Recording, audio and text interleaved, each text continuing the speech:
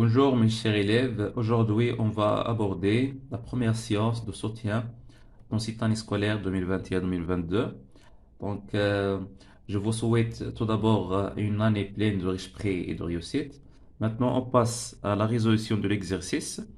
Donc l'exercice a le but de la détermination de la célérité des ondes ultrasonores de l'eau de mer. Donc on commence par la lecture de l'énoncé de cet exercice. La célérité des ultrasons de l'air est VR égale à 340 mètres par seconde est plus faible que la célérité des ultrasons de l'eau de mer VO, ou bien signifié par VO. Un émetteur produit simultanément des salles d'ondes ultrasonores dans un tube rempli d'eau de mer et de l'air, voir la figure ci-contre. À une distance D de l'émetteur d'ondes ultrasonores sont placés deux récepteurs, l'un de l'air et l'autre de l'eau de mer. Le récepteur A est relié à l'entrée A du système d'acquisition d'un ordinateur et le récepteur B à l'entrée B. Donc l'acquisition commence lorsqu'un signal est reçu sur l'entrée B du système. Donc dans la figure ci-contre, on a un émetteur, disons d'ultrasonore, et de l'autre côté, on a deux récepteurs. Le récepteur A existe dans l'air et le récepteur B existe dans l'eau de mer. Bien sûr que les deux récepteurs s'éloignent avec la même distance, petit d, par l'émetteur. Et les deux récepteurs, bien sûr, aussi reliés avec deux entrées, l'entrée A et l'entrée B d'un système d'acquisition d'un ordinateur. Donc, on passe maintenant à résoudre l'exercice. Donc, on commence par la question 1. Pourquoi est-il nécessaire de déclencher l'acquisition lorsqu'un signal est reçu sur l'entrée B? Donc, pour ne pas perdre le signal, ou bien les signaux, donc, il faut déclencher l'acquisition avec l'arrivée du premier signal. Donc, on a la célérité de propagation de l'eau de mer est plus grande que celle de l'air, c'est-à-dire que les signaux arrivent au point B ou bien au récepteur B avant le récepteur A. Donc, pour cette raison, il faut déclencher l'acquisition lorsque le signal reçu à l'entrée B. Donc, voilà. Donc, la question numéro un, la question un. Donc, 1. Donc, parce que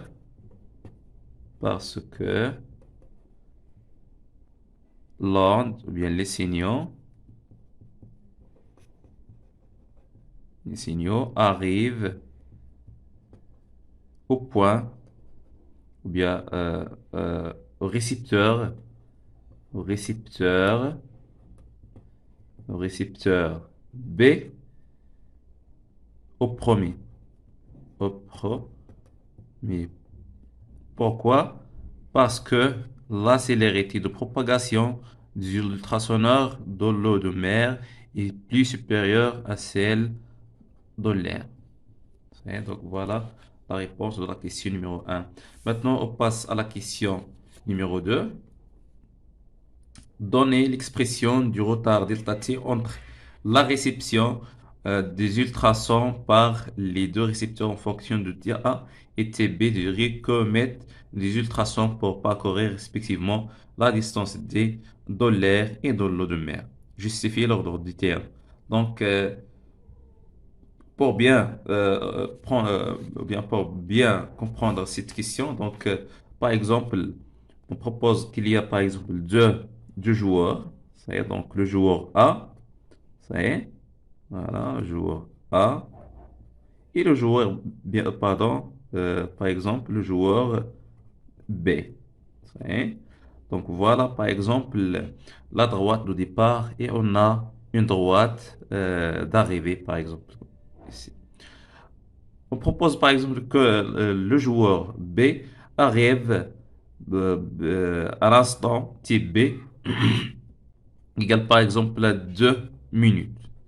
Donc il arrive à la ligne d'arrivée à l'instant type B égale à 2 minutes. Et le joueur A arrive euh, euh, à la droite d'arrivée, à l'instant t a par exemple, il égale à 4 minutes par exemple. Ça y est, donc on peut dire par exemple que le joueur A arrive avec un retard qui égale la différence entre les deux instants. Ça y est, donc pour déterminer la valeur du retard, donc on peut faire la différence entre les deux instants, c'est-à-dire delta t égale à ta moins tb, par exemple, égale à combien? Égale à 4 moins 2 égale à 2 minutes. C'est donc voilà. Donc, ou bien, de mille façons, on peut déterminer l'expression du retard ou bien entre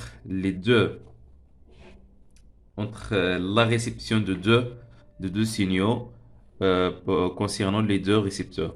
Donc voilà, on a la question 2. Donc delta t, le retard, égale à ta moins tb. Pourquoi? Parce que les ondes ultrasonores arrivent au point B, ou bien au récepteur B, avant le point, ou bien le récepteur A. C'est donc voilà la réponse. Pourquoi? Parce que, bien sûr, puisque la vitesse, ou bien la célérité de propagation des ondes ultrasonores de l'eau de mer est plus grande que celle de l'air, donc on peut obtenir que TA est supérieur à TB. Vous voyez? Donc TA supérieur à TB. Pourquoi? Parce que VO est supérieur à VR. Donc on a la même distance D, ça y est, mais la célérité de propagation est différente. Pourquoi? Parce que les deux milieux sont différents. On a l'air et l'eau. Donc pour cette raison, on peut exprimer le retard pour cette expression, donc TA moins TB. Maintenant, on passe à la question 3. Voilà. Donc, dans la question 3, on détermine delta T pour différentes distances D entre l'émetteur et les récepteurs. On traite les données avec un tableur. On obtient le graphe delta T égale à f de d contre. Donc, voilà la figure qui signifie le graphe, ou bien qui comporte le graphe de cette variation. Donc, on commence par la question A. Montrer que delta t s'exprime en fonction de D, VR et VO par la relation suivante. Donc, delta t égale à D facteur de 1 sur VR moins 1 sur VO. Donc, pour montrer cette expression, donc on a en général l'expression de la célérité. Donc, voilà, question 3. A. Donc, l'expression de la célérité de l'air s'exprime comme ça. Donc, on a V, R égale bien sûr la distance parcourue par le signal, c'est-à-dire la distance D. Donc, voilà, la distance D, pardon, divisé par la durée du parcours qui est égale à TA dans ce cas. Pourquoi? Parce que, par exemple, on propose que les signaux émis à l'instant t0 égale à 0, c'est-à-dire la durée égale à l'instant d'arrivée. Donc voilà, donc TA. Donc implique que TA égale à quoi? Égale à D divisé par VR. Donc voilà l'expression de TA. Donc de même façon, on a aussi l'expression de la célérité de propagation des ondes ultrasonores dans l'eau de mer, donc s'exprime comme ça. Donc D, la distance parcourue sur la durée de parcours qui est égale à TB. Ça y est. Donc, bien, de même façon, on obtient que TB aussi égale à la distance D divisée par VO. Mais concernant le retard, donc on a dans la question 2, voilà, donc d'après la question, la question 3A. Donc, on a delta T, égale à TA moins TB. Donc, on remplace chaque terme, TA et TB, par son expression. Donc, on a TA égale à D sur V de R. Donc, on remplace TA par son expression. Donc, on obtient que delta T égale à D sur VR moins TB qui est égal à 10 divisé par VO. Donc D divisé par VO. Ça y est. Maintenant, on obtient que delta T, donc delta T égale à D facteur de 1 sur VR moins 1 sur VO. Voilà, donc voilà l'expression de retard delta T. Donc on peut par exemple écrire ici, donc alors delta T égale à, donc voilà l'expression de retard. Maintenant, on passe à la question B. Justifier l'allure de la courbe obtenue delta t égale à f de d. C'est donc, d'après la figure ci-contre, donc on a la courbe, lorsqu'on relie par exemple ces points, donc on obtient une droite ou bien une demi-droite, donc passante par l'origine de ce repère, c'est-à-dire c'est une fonction affine. Pardon, c'est une fonction linéaire. C'est-à-dire donc l'équation d'une fonction linéaire en général s'écrit comme ça, donc y égale à ax en général, comme vous avez vu en mathématiques. Donc on a d'après la question, donc d'après la question,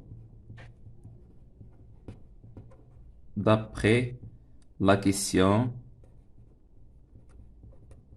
la question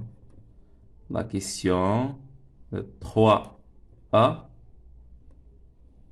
on a donc delta t égale à d facteur de 1 sur v r moins 1 sur v o. Voilà, donc on a les deux vitesses sont constantes, donc vr constante et vo aussi constante. Donc on a la distance d d'après l'énoncé de la question 3, donc d différente. Donc d c'est un variable. Delta t aussi c'est un variable, mais cette différence est constante. Donc on peut écrire par exemple, donc on pose, donc k égale à 1 sur VR moins 1 sur VO. Donc ce terme est constant. Et donc on peut écrire, ou bien on peut obtenir, donc on obtient, donc delta t s'écrit comme ça, donc k fois d. Donc cette expression, donc c'est la même d'une équation d'une fonction linéaire. Voilà donc cette expression, expression est homogène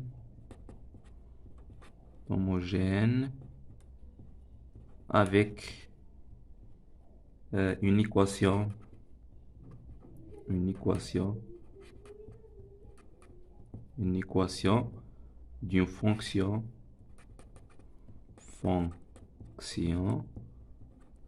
linéaire. Voilà. Voilà, avec bien sûr l'équation en général en mathématiques d'une fonction linéaire, c'est écrit comme ça. Donc y égale à a fois x. Avec a, c'est le coefficient directeur. Donc, concernant cette expression, bien l'équation de cette courbe, ici, donc on a k, c'est le coefficient directeur de la courbe ou bien de la fonction linéaire. Maintenant, on passe à la question C. Déterminer graphiquement le coefficient directeur de la droite delta t égale à f de d en précisant les unités de résultat. Donc, on a, voilà, C, question C, on a delta t égale à k fois d. Donc, ici, on a deux méthodes. Donc, on peut, par exemple, obtenir l'expression de k, le coefficient directeur en fonction de delta t et d. Mais il y a aussi une autre expression que vous avez vue en mathématiques. Donc, a, lorsqu'on a y égale à a fois x, donc a le coefficient directeur, avec a égale à delta Y divisé par delta X. C'est-à-dire, on peut écrire que K égale à delta de delta T divisé par delta D. Donc, c'est-à-dire K égale à delta T sur D. Donc, on peut utiliser seulement cette expression. Donc, d'après la courbe, on peut prendre deux valeurs. Donc, une valeur de delta T et sa valeur correspondante en D. Donc, bien sûr, la valeur de delta T, par exemple, on prend cette valeur. Donc, delta T égale à 0,9 ici. Pourquoi? Parce que chaque millimètre égale à 0,1 milliseconde. C'est-à-dire, donc, on a dans chaque case, on a 5 millimètres. Par exemple, ici, on a 1, 2, 3, 4, 5. Ici, on a 1, 2, 3, 4 et 5. Donc, dans ce point, par exemple, on a la valeur de delta t égale à 0,4. Ça y est. Pardon, 0,4 plus 0,5 égale à 0,9. Et la valeur correspondante de t égale à 0,4. Donc, lorsqu'on fait par exemple l'application numérique, donc les valeurs après bien sûr, bien d'après la courbe, donc égale à 0,9 divisé par 0,4. Donc on obtient que la valeur de k égale à donc k égale à donc on obtient la valeur qui est égale à 2,3 fois 10 à la puissance moins 3. Donc les unités, on a delta t, bien sûr, c'est un temps, donc signifie en secondes. Donc on a la valeur ici en millisecondes, donc on multiplie ici par 10 à la puissance moins 3. Donc pour cette raison qu'on a obtient, ou bien qu'on a obtenu la valeur k égale à 2,3 fois 10 à la puissance moins 3. Donc on écrit aussi les unités. Donc on a delta t en secondes, donc voilà, secondes, et d, donc 1 sur d, c'est-à-dire mètre moins 1, donc fois le mètre moins 1. Donc voilà la valeur du coefficient directeur. Maintenant, on passe à la dernière question dans cet exercice. Donc, on a la question D, on déduire la valeur de la célérité VO des ultrasons dans l'eau de mer en prenant VR égale à 340 mètres par seconde. Pour déterminer la valeur de la célérité de l'eau de mer, donc on a, d'après la question B, nous avons écrit que K égale à 1 sur VR moins 1 sur VO avec K le coefficient directeur. Ça y est, donc on a donc directement, on peut écrire K, pardon, égale à 1 sur VR moins 1 sur VO. Ça y est, c'est-à-dire que 1 sur VO égale à 1 sur VR moins K. Ça y est. Alors, VO, donc on fait l'inverse. Ça y est, donc VO égale, c'est-à-dire l'inverse. Donc, voilà, égale à 1 sur VR moins K. Et on passe à l'application numérique. Application numérique, donc VO égale à, voilà, 1 sur V de R. Donc la valeur de la célérité des ondes ultrasonores de l'air égale à 340 moins K. Donc K égale à 2,3 fois 10 à la puissance moins 3 secondes par mètre. Donc 2,3 fois 10 à la puissance moins 3 secondes par mètre. Donc le résultat, donc on obtient que la célérité de propagation des ondes d'ultrasons de l'eau de mer égale à 1560 mètres par seconde. ou bien fois seconde à la puissance moins 1. Donc voilà la valeur de la célérité de propagation, disons, du tracé sonore de l'eau de mer. Merci pour votre attention et à la séance prochaine, Inch'Allah.